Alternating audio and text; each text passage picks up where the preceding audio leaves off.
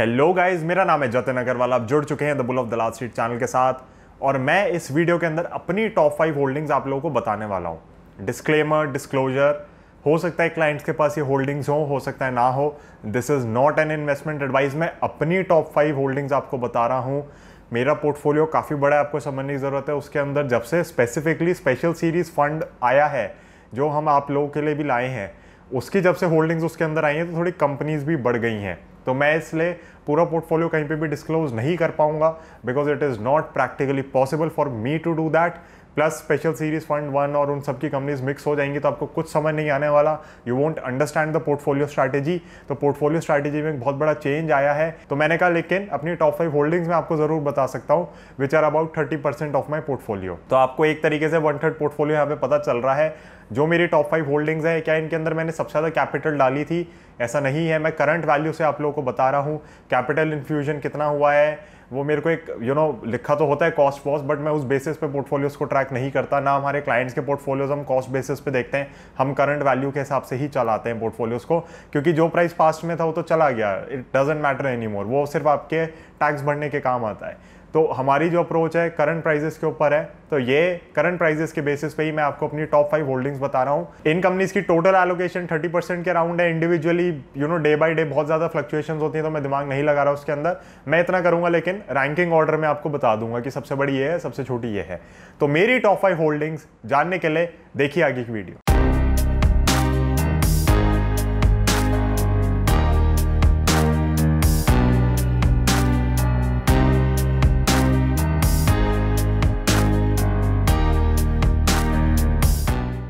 तो मेरी top 5 holdings पे चलने से पहले मैं एक छोटा सा अपडेट देना चाहूंगा। स्पेशल सीरीज फंड 1 जो है हमारा, उसने मार्च और अप्रैल के महीने में 26% की रिटर्न डिलीवर करी है। जी हाँ, सिर्फ 2 महीने के अंदर 26% की रिटर्न डिलीवर करी है।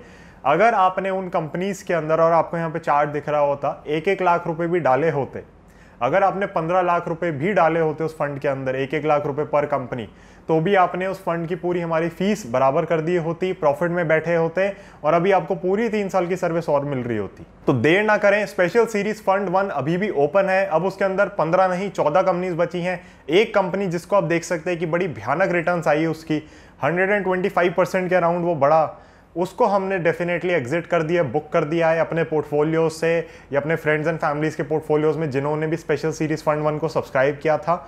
अगर आप अभी भी करते हैं, उसके अंदर अभी भी 14 कंपनीज हैं जो हमें लगता है कि अगले 3 से 5 साल में बड़ी भयानक रिटर्न्स दे सकती हैं। तो देर ना करें, अगर आप 1 लाख रुपीस पर कंपनी भी डालें रिटर्न्स की, हमें बहुत ज़्यादा यहाँ पे एक्सपेक्टेशन है। बहुत हाई रिस्क रिवॉर्ड रेशियो हमारे फेवर में है इसके अंदर।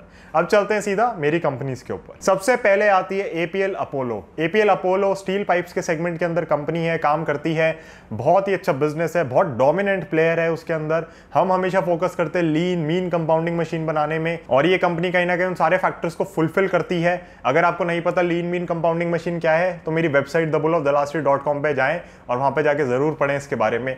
तो एपीएल अपोलो मेरी सबसे बड़ी होल्डिंग है। इसका स्टॉक एनालिसिस कभी फ्यूचर में हम जरूर करेंगे। इस स्टॉक के अंदर एक बहुत ही अच्छा रनअप देखने को मिला है एंड इसी वजह से ये इस समय पोर्टफोलियो में मेरी सबसे बड़ी होल्डिंग है। नंबर 2 पे आती है इंडियामार्ट इंटरमेश। जी हाँ, इसका स्टॉक एनालिसिस बना चुके हैं।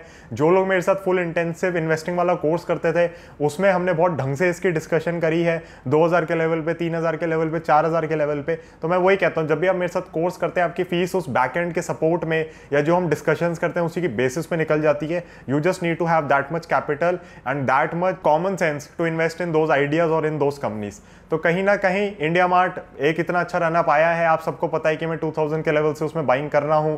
कंटिन्यूस बाइंग इन्वेस्टिंग कंपनीज के अंदर चलती ही रहती है। हम बहुत ज़्यादा प्राइस एग्नोस्टिक हैं जब इन्वेस्टिंग कंपनीज की बारी आती है। यस, कभी कभी जब टेक्निकल ब्रेकआउट्स आ रहे होते हैं तो हम एग्रेसिव बाइंग जरूर करते हैं वहाँ पे और ज़्यादा, बट वैसे हम काफ़ी प्राइस एग्नोस्टिक हैं क्योंकि हमें पता है कि अगर हमारी कंपनी की थीसिस इंटैक्ट है और उसके स्टॉप लॉसेज नहीं कटे हैं। स्टॉप लॉसेज भी मल्टीपल बेसिस पे लगा सकते हैं आप, जैसे कि आप प्राइस के बेसिस पे लगा सकते हैं, अर्निंग्स ग्रोथ नहीं आ रही उसके बेसिस पे लगा सकते हैं, या एक टाइम होराइजन के हिसाब से लगा सकते हैं कि इतने सालों का स्टॉक नहीं चला। तो वो आपकी मर्जी, आप किस हिसाब से लगाते हैं। मेरे क्या 3 लॉजिक्स हैं स्टॉप लॉस लगाने के, वो मैं अपने टेलीग्राम चैनल में पहले ही शेयर कर चुका हूँ, तो उसको हम यहाँ पे डिटेल में डिस्कस नहीं करने वाले। टेलीग्राम चैनल अगर आप ज्वाइन करना चाहते हैं तो डीमैट अकाउंट खुलाएं, गूगल फॉर्म भरें, या फिर आप वन टाइम 2000 रुपीज़ की पेमेंट कर सकते हैं। आप मुझे कॉन्टैक्ट कर सकते हैं, मोबाइल नंबर मेरे डिस्क्रिप्शन में है, तो मैं आपको गाइड कर दूंगा कि कैसे ज्वाइन करना है। Now India Mart has done exceedingly well, I expect it to continue to do well, but मुझे लगता है कहीं ना कहीं इसमें थोड़ा ठहराव आएगा जब तक इकोनॉमी में एक बड़ी भयानक रिकवरी हमें देखने को नहीं मिलती। तो कहीं ना कहीं कंपनी बहुत अच्छी है, बिजनेस मॉडल बहुत अच्छा है, बहुत डोमिनेंट प्लेयर है। मुझे अभी भी लगता है इसमें बहुत ज़्यादा रनवे बाकी है, बट इन्वेस्टिंग कंपनीज को हम इतनी जल्दी बुकआउट नहीं करते, ना हम उसके अंदर चर्न करना चाहते हैं इन्वेस्टिंग पोर्टफोलियोज में। तो India mart stage in the portfolio, इसमें कंटिन्यूस थोड़ी थोड़ी बाइंग चलती रहेगी। इसको देखेंगे 2-3 साल, अगर अर्निंग्स ग्रोथ वगैरह उस हिसाब से नहीं आती जिस हिसाब से मुझे एंटिसिपेशन है, तो फिर क्लाइंट्स के पोर्टफोलियो से, अपने पोर्टफोलियो से हम जरूर एग्जिट करेंगे इसे। नंबर 3 पर आती है doctor Lal path labs. Doctor Lal path labs की भी काफ़ी डिस्कशन हो चुका है मेरे ख्याल से। जो डायग्नोस्टिक वाली वीडियो थी उसके अंदर मैंने आप लोगों को कहा भी था कि मेरे पास डॉक्टर लाल पैथ लैब्स है, कोई दिक्कत की बात नहीं लगती कंपनी के अंदर। Diagnostic is one sector which is going to grow. ये पहले आपको जब आप डॉक्टर्स वगैरह के जाते थे, टेस्ट को कभी कभी रेकमेंड करते थे, अब तो आप जाते हो तो सबसे पहले टेस्ट लिख देते हैं। तो जो फ्रेंचाइजी ज़्यादा डोमिनेंट है, अब आप कहोगे कि why did you choose doctor Lal path labs and why not let's say Metropolis, why not Thyrocare. तो थायरोकेयर में मैंने उस वीडियो के अंदर डिस्कस किया है कि हमें थोड़े क्वालिटेटिव इश्यूज लगे थे कहीं ना कहीं मैनेजमेंट के साथ। मेट्रोपोलिस के साथ जो हमें मेन दिक्कत लगी थी, that was their pledging initially, but pledging धीरे धीरे वो कम करते चले गए। And Metropolis has done extremely well as well, even Thyrocare has done very well. तो फिर लाल पैथ लैब्स क्यों? क्या ये छोटे छोटे फैक्टर से नहीं? सबसे बड़ा फैक्टर था कि मैं रहता हूँ दिल्ली एनसीआर में, जहाँ डॉक्टर लाल पैथ लैब्स की बहुत ज़्यादा डोमिनेंस है। डोमिनेंस होने की वजह से मेरे को बड़ा इजी रहता है इनकी प्राइसिंग चेक करना, इनका बिजनेस देखना, समझना कि किधर किधर कितना खुलते जा रहे हैं स्टोर्स वगैरह, सेंटर्स वगैरह, कलेक्शन सेंटर्स जो होते हैं। तो कहीं ना कहीं उससे आइडिया लगा रहता है कि बिजनेस कैसा चल रहा है, और जो चीज़ आपकी आंखों के सामने होती है अगर वो आपको दिख रही है बढ़ती हुई, तो आप पहले उसको लोगे बजाय किसी और नई कंपनी को रिसर्च करने के। हमें एक पूरी एंटिसिपेशन ये भी है कि पूरे सेक्टर के अंदर ही ग्रोथ आनी है, बहुत अच्छी टेलविंड्स हैं, तो कोई दिक्कत की बात नहीं है। अब किसी भी प्लेयर के साथ जाते हैं तो you can make a lot of money in this sector. तो डॉक्टर लाल पैथ लैब्स हो गई मेरी third largest holding as of the current value in the portfolio.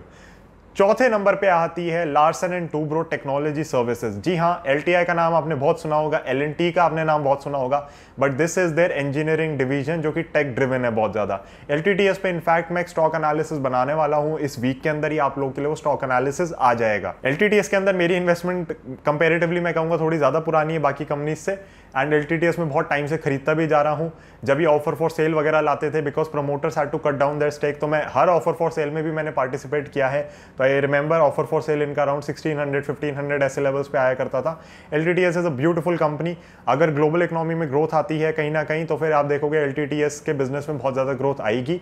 जब तक ग्लोबल इकोनॉमी वगैरह में ग्रोथ नहीं आती तो फिर थोड़ा दिक्कत है, क्योंकि इंडस्ट्रियल साइड का थोड़ा बिजनेस हो जाता है कहीं ना कहीं। अब इस बिजनेस को हम डिटेल में डिस्कस करेंगे स्टॉक एनालिसिस वीडियो के अंदर, इन्वेस्टर प्रेजेंटेशन वगैरह सब कुछ गो थ्रू करेंगे, इन कंपनीज की कैपेबिलिटीज को देखेंगे और कि किस हिसाब से स्टैक करती है as against their competition. But कहीं ना कहीं मुझे लगता है कि LTTS is the best company to play this engineering digital growth if you have to. अगर ग्लोबल इकोनॉमी कहीं पे भी पकड़ती है ग्रोथ, तो जो इंडस्ट्रियल साइड पे डिजिटाइजेशन हो रही है, या उन लोगों को जो छोटी छोटी चीजें भी सॉल्व करनी पड़ती है ना, मतलब ये कंपनी सेमीकंडक्टर्स में भी है, तो सेमीकंडक्टर्स की डिजाइनिंग वगैरह में, तो दे एक्वायर्ड अ कंपनी और उसके बेसिस पे इनका वो पोर्टफोलियो एक्सपैंड होता जा रहा है। तो अगेन मुझे लगता है अगर ग्लोबल इकोनॉमी की ग्रोथ आएगी, ये कंपनी बहुत अच्छा करेगी, एक्सीडिंगली वेल करेगी, and LTTS is definitely one of my biggest holdings. In fact it is my fourth largest holding in the portfolio as on date. Number 5 पे कौन सी कंपनी आती है? नंबर 5 पे आती है रिलायंस इंडस्ट्रीज। जी हाँ, Jio, retail, petroleum, oil to chemical जिसको हम कह सकते हैं, 3 बड़े बड़े बिजनेसेस हैं रिलायंस के अंदर, लगातार एक्विजिशंस चल रहे हैं। मुझे लगता है कि जब ये कंपनी स्पिन ऑफ करेगी अपने अलग अलग वर्टिकल्स को, अपने अलग अलग डिविजन्स को, अपने अलग अलग कंपनीज को, बड़ी भयानक वैल्यू अनलॉकिंग होने वाली है। Reliance retail should get listed in India, while Reliance Jio should get listed on Nasdaq. तो कहीं ना कहीं मुझे लगता है कि जो एक वैल्यू अनलॉकिंग है वो बहुत ही हैवी होने वाली है। रिटेल बिजनेसेस को इंडिया में बहुत अच्छी वैल्यूएशन मिलती है, और जो आपके टेक ड्रिवन बिजनेसेस हैं, टेक बिजनेसेस हैं, उनको यूएस में बहुत अच्छी वैल्यूएशन मिलती है। तो it makes total sense for Reliance to do what they are planning to do. O2C जो बिजनेस है इसका, उसके अंदर 20% स्टेक भी बेचना चाह रहे हैं सऊदी अरामको को, which again sounds very very positive for the business, क्योंकि एक लेगेसी बिजनेस को आप मोनेटाइज कर पा रहे हो बहुत अच्छे से, while you are pouring in more than enough cash I would say into retail and Jio, so that they can grow and become dominant. So Reliance Industries इसमें 5th largest holding as on date. मेरे को अपनी जो 5 companies इनके अंदर कोई भी दिक्कत नहीं लगती। Yes, we keep on actively tracking them, earnings growth नहीं आए या कुछ मैनेजमेंट का इशू लगे या कहीं पे भी कोई दिक्कत आएगी तो we will be exiting, but these are my top 5 holdings as on date. They constitute around 30% of the investing portfolio. Trading positions वगैरह सब अलग होती हैं. 30% पोर्टफोलियो का पार्ट है ये मेरा. एंड अगर आप लोगों को कोई डाउट है इन कंपनीज को लेके, यू नो, क्वालिटेटिव क्वांटिटेटिव, तो आप डेफिनेटली मुझे कमेंट सेक्शन में पूछ सकते हैं. This is again not an investment advice. आपको इतना तो पता ही है आज तक मेरा चैनल देखते देखते कि मैं पोर्टफोलियो पे बहुत ज्यादा फोकस करता हूँ, पोर्टफोलियो की रिटर्न्स पे बहुत ज्यादा फोकस करता हूँ. तो कुछ कंपनी जो मैंने बहुत नीचे के लेवल से खरीद ली हैं, अगर मेरे को उसके सामने कोई यू नो लगता है कंपनी की 2% एक्स्ट्रा कंपाउंडिंग दे सकती है, मैं उसके अंदर शिफ्ट नहीं करूंगा पैसा. बिकॉज आई नीड टू सी कि मेरा पोर्टफोलियो 20 से 22 से 25% पे क्या कंपाउंड कर रहा है कंटिन्यूसली. अगर वो हो रहा है तो फिर मैं इसके अंदर चर्न नहीं करता. तो ये मेरी टॉप 5 जो होल्डिंग्स हैं, ये बहुत चीज़ों को बैलेंस आउट करते हैं पोर्टफोलियो के अंदर. इनमें से 1-2 कंपनीज बड़ा स्टेबलाइज भी रखते हैं पोर्टफोलियो को, but that does not mean कि आपको जाके इसके अंदर बाइंग करनी है. Because I do not know your portfolio approach, your investment thesis, I do not know your time horizon. अगर आप एक you know SEBI registered investment adviser के साथ जुड़ना चाहते हैं और आप चाहते हैं कि हम लोग आपका पोर्टफोलियो ढंग से मैनेज करें, तो आप मुझे कांटेक्ट कर सकते हैं. My firm Moneycraft is registered under SEBI and we will be very very happy to help you. But again बार बार कह रहा हूं, जंप मत करना इन कंपनीज के अंदर. कुछ की वैल्यूएशंस काफ़ी हाई हैं. मेरे पोर्टफोलियो की स्ट्रैटेजी बिल्कुल अलग है. तो सोच समझ के ही किसी भी कंपनी में बाइंग करना अगर आप करना चाह रहे हो तो, वरना बेस्ट होगा खुद का एनालिसिस करना या एक सेबी आरआईए के साथ जुड़ना जो आपको आपके बेसिस पे गाइड कर सके, आपकी इन्वेस्टमेंट थीसिस, आपकी रिस्क प्रोफाइलिंग उसके हिसाब से गाइड कर सके. तो thank you so much for watching this one. Top 5 holdings मेरी मैंने यहाँ पे डिस्क्लोज करी हैं. इसके अंदर क्या मैंने कोई कंपनी गलत बताई है, आप में से कुछ को लगे कि यार ज़ेलपॉक नहीं बताई, ये नहीं, तो आप सबको पता है ज़ेलपॉक का मैं बहुत बार कह चुका हूँ. It was a very tiny part of my portfolio. वो तो रनअप इतना आई और मैं ऐड करता चला गया तो वो बड़ी होल्डिंग बन गई है. But it is still you know I would say small as compared to these top 5 holdings which are commanding 32% of the portfolio. तो कहीं ना कहीं मुझे लगता है कि अगर आप भी इन्वेस्टिंग करने की सोचें तो आपके पास एक क्लियर विजन होना चाहिए इन्वेस्ट करने से पहले. अगर आपके पास एक स्टोरी, एक थीसिस, एक विजन है और उसका बैक कर पा रहे हैं नंबर से, तो ही बड़ा पैसा बनता है मार्केट के अंदर. और जानने के लिए आप मेरे कोर्सेज कर सकते हैं, सब कुछ कर सकते हैं. तो bullofthelasttreet.com वेबसाइट का लिंक डिस्क्रिप्शन में. अब तक आपको सर्विसेज वगैरह सारी पता ही है. मनीक्राफ्ट www.moneycraft.xyz उसका लिंक भी डिस्क्रिप्शन में. अगर आप एक सेबी आरआईए के साथ जुड़ना चाहते हैं तो प्लीज कॉन्टैक्ट करें. Thank you so much for watching this one. I will see you in the next one. Bye.